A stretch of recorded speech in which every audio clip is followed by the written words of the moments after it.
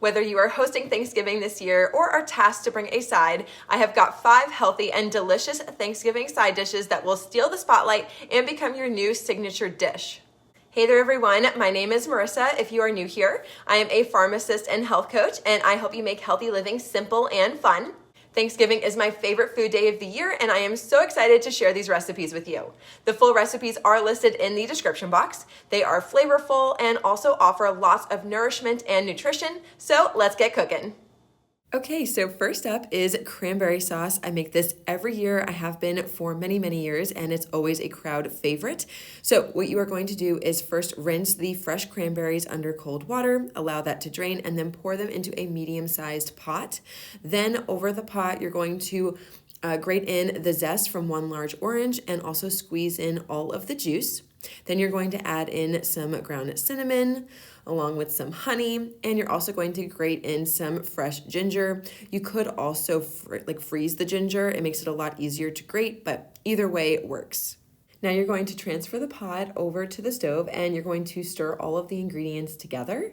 You're going to turn on the heat so that it starts to boil, and then reduce the heat and allow it to simmer.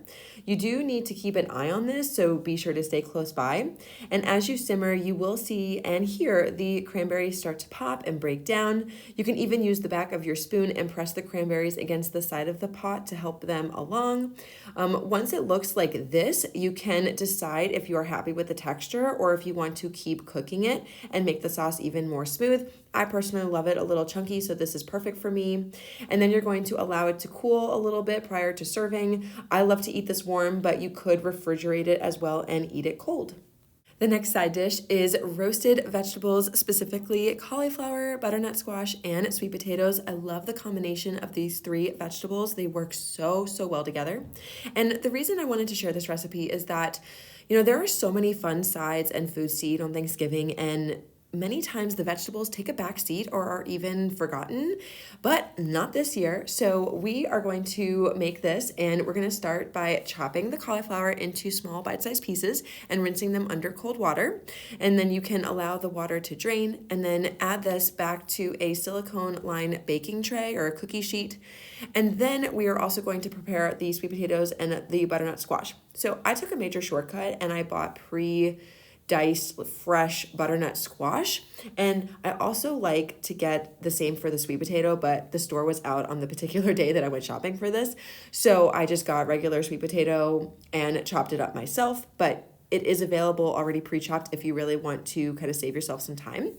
And then I just rinse these underwater as well, allow that to drain, and then I toss them onto a baking tray as well. I didn't want to overcrowd the baking tray, so I had one for just the cauliflower, and then I had another for the sweet potato and the butternut squash. I also destemmed and chopped up some fresh rosemary. As I have mentioned in previous videos, have a lot of this in my garden, so I use it every chance I get. Plus it tastes delicious on these vegetables. So now it's time to season everything. I put on the freshly chopped rosemary along with some smoked paprika, garlic powder, onion powder, ground thyme, freshly ground black pepper, and some salt. Then I drizzled on avocado oil. You could also use extra virgin olive oil if you'd like, and you can use your hands to toss this all together.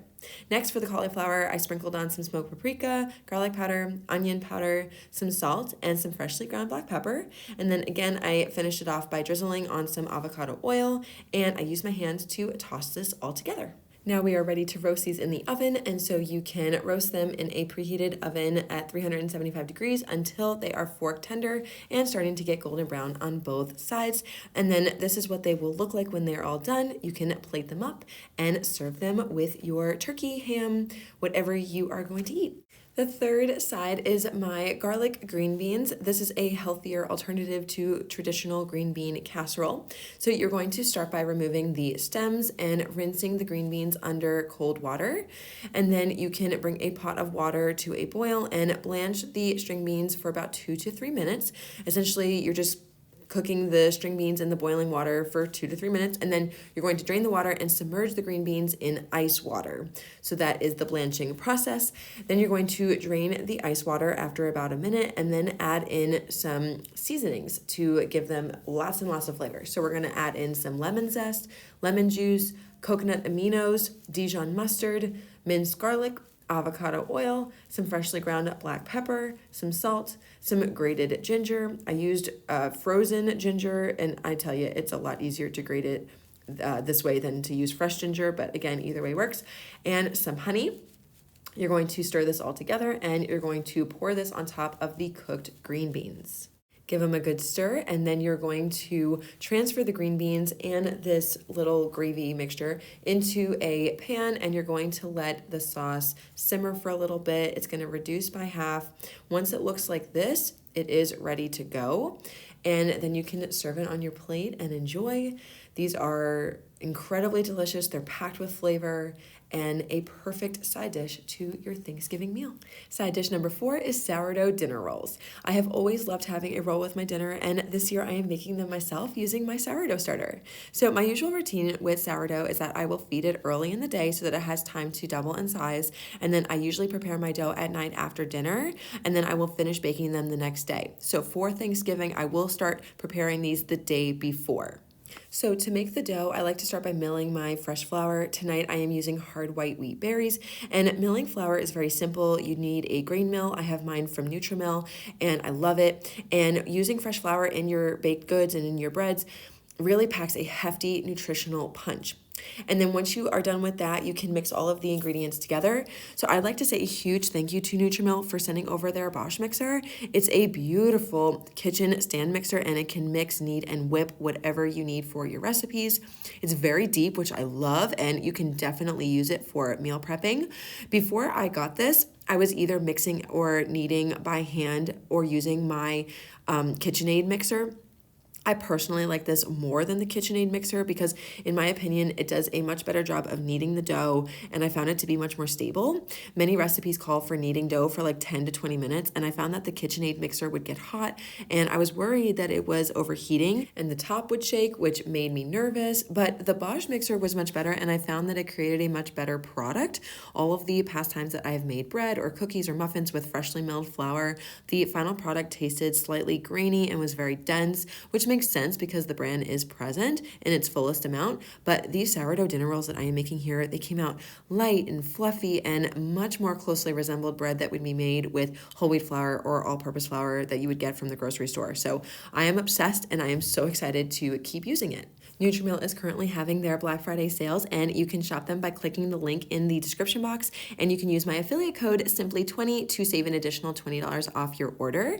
My grain mill is also from NutriMill, and they have 3 different ones that you can choose from, and I have the Harvest one in the gold color.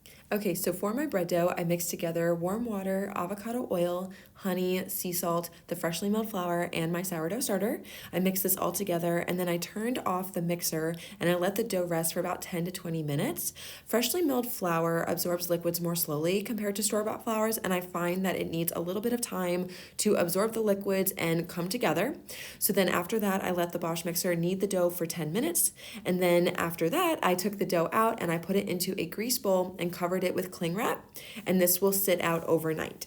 Then around lunchtime the next day, I shaped the dough into rolls. I greased my baking pan, and as you can see, the dough doubled in size and it looks gorgeous. I used the dough scraper to cut the dough in half and into sections for each roll. Then I took each section and formed them into dinner rolls. I like to fit them tightly into the baking pan. They will all fit, and then you cover this again with the plastic wrap. You could also use a damp towel if you'd like. Then you're going to let it proof for 1 to 4 hours. Essentially, it needs time to double in size again before we bake it. Once it is ready, you can brush it with some egg wash or extra virgin olive oil, which is what I used on this day, but I have done both. And then bake them at 375 degrees for 25 minutes. And this is what they looked like when they were all done. Golden brown on the outside and light and fluffy on the inside. Add a little grass-fed butter and eat up. And the 5th recipe is pumpkin pie with a homemade sourdough crust. This was the best pie crust I have ever made, and the sourdough starter gave it great moisture and really cut down on how much butter you need to use, which is great because it makes it so much easier to digest. So just like with the rolls, I started by feeding the sourdough starter about 4 to 12 hours before preparing the dough. Then I milled my fresh flour. I used hard white wheat berries again here, and then I prepared the dough. So in a mixing bowl, I added in the freshly milled flour, some honey, and some salt. Mix this together and add in the grass-fed butter at this point, and you can use your hands to work the butter into the flour. Once you see a lot of little crumbles, you are ready to add in the sourdough starter. Now you can use a spatula or a wooden spoon to mix this together, but I found that my hands worked best. And so you're just going to kind of work this all together with your hands and keep going until the dough forms a ball. And then you're going to cover this in plastic wrap and place it in the refrigerator overnight. So this is another thing that you can start preparing the day before Thanksgiving. It can actually stay in the refrigerator for up to 3 days before you need to bake it. So you can definitely make this ahead of time. Then when you are ready to make the pie, you can take the pie crust dough out of the refrigerator and let it come to room temperature. This will make it a lot easier for you to roll out. Then to make the pumpkin pie, in a large mixing bowl, you're going to crack in some eggs, add in some pumpkin puree, some coconut oil that is melted, some honey, some full fat coconut milk, some vanilla extract, and then some spices. Today we are using ground cinnamon and pumpkin pie spice, and then you're going to use a whisk to mix this all together until it's well combined, and it should look like this once it is all ready to go. Then you can roll out the pie crust and transfer it into a pie baking pan. To make it look really pretty, you can use a butter knife to slice off any of the crust that's hanging over the pan, and then you can use the remaining pieces to put around the pie to get a more full crust. And then you can use a fork to press down on the crust, and that way you get a really pretty design that you're normally used to seeing when you get a pie from like the grocery store or that you see online. Then you can pour in the pumpkin pie filling and place this on a cookie sheet and bake it in the oven at 350 degrees for about an hour and 10 minutes. And then you're going to allow it to cool for at least 1 to 3 hours or refrigerate it overnight, and then you can slice it up and enjoy. I personally love to eat this warm, so eating, making this the day of is totally fine with me. But if you like it to be really cold, then I highly recommend making it like the day before Thanksgiving. So maybe starting a couple days in advance. So those are my 5 healthy Thanksgiving side dishes. I wish you and your family a very happy Thanksgiving. To shop the NutriMill grain mill and the Bosch mixer, click the link below and use my code Simply20 to get $20 off your order.